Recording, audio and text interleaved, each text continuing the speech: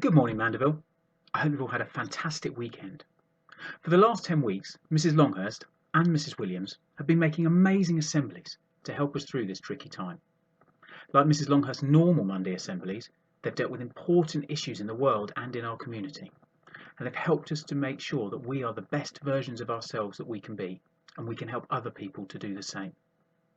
But when we're at school, we have lots of other different types of assemblies, and I asked the Badger class if they could remember all the different types of assemblies that Mandeville has. Singing assemblies, Star assemblies, key stage assemblies, class assemblies. Thanks, Badgers. So why do we have all these assemblies? Well, the Key Stage Assembly supports Mrs. Longhurst's assemblies, and it means children can get information really specific to their age and needs. But the other three are celebrations and so much more. So I challenged the Badgers class to see if they could make 3 assemblies in 8 minutes, whilst I thought really hard about why we have each of these assemblies. Let's see how we got on.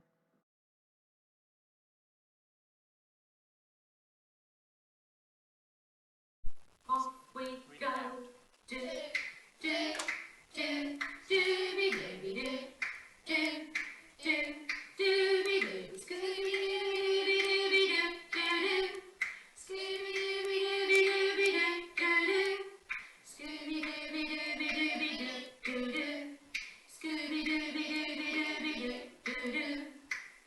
Up to up, up to up, up to up.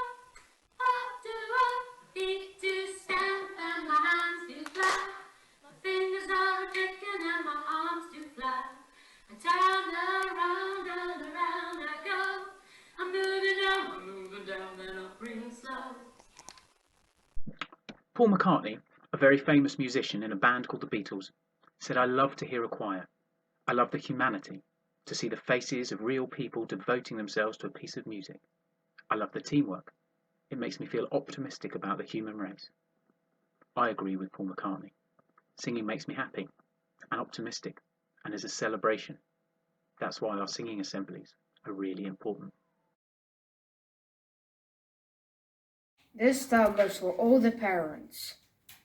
This is for the office because thank you for keeping our school running through these times. I think Kevin and Alex should be Star of the Week because they always work hard and always be forgotten.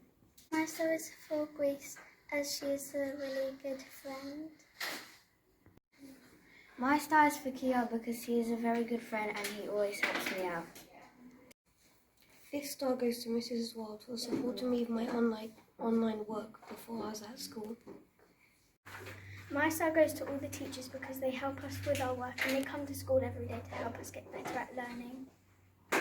This star goes to Kevin because he gives the teachers coffees and cup of teas every break and he keeps all the school clean.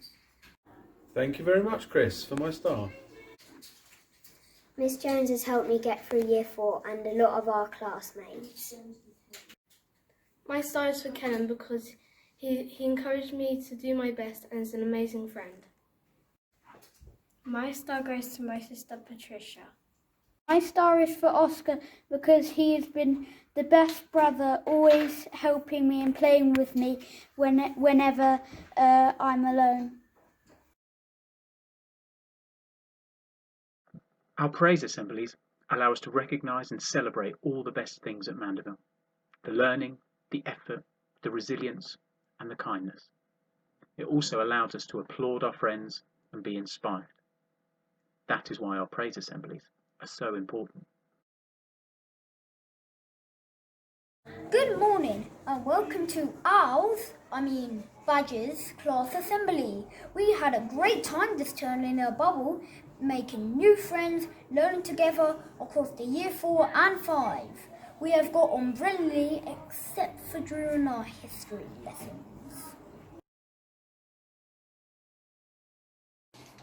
The Victorians are called Victorians because of Queen Victoria. It's obvious, really.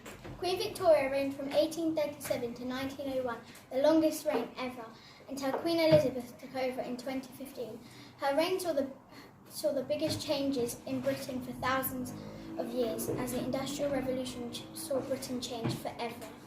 And they did weird things like photographing the dead and making jewellery out of hair, and also wearing hats that had stuffed birds on top. Yes, the Victorians were really the most important people in history. Not only were the Normans amazing fighters who battered Harold at Hastings, they were master builders. They built over 500 castles. They also built St Albans Abbey as we know it today. William the Conqueror was brilliant in battle and became king on Christmas Day in 1066. He ruled for 21 years and was so fat when he exploded in his coffin. When he died, I bet no Victorians exploded in their coffin. Okay, that is pretty disgusting, but not as disgusting as the conditions for poor children in Victorian times. They had to go to work, even when they were 5. They had to clean chimneys, work in factories 6 days a week. It wasn't until 1880 that everyone got to go to school, but only until they were 10. And then it was down the mines, up the chimneys, or into the factories. Not everyone had to work though. Rich children got to go to school or be taught at home by the governors. Toys, good food, education, they got it all.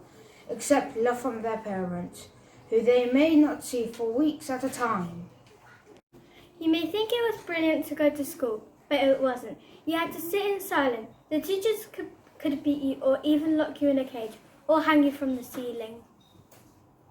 School was amazing compared to the workhouse. If you had nowhere to live and nowhere to work, you were sent to the workhouse. Hundreds of people sleeping in one room, families split up, and hard work 12 hours a day, 6 days a week. You did get 3 meals a day, if you can count gruel, cabbage and potatoes food. We may argue over history, but we all agree on one thing. Playtime! In playtimes, we've been doing lots of fun activities such as football, capture the flag, and playing it in the forest. Tag, you're it!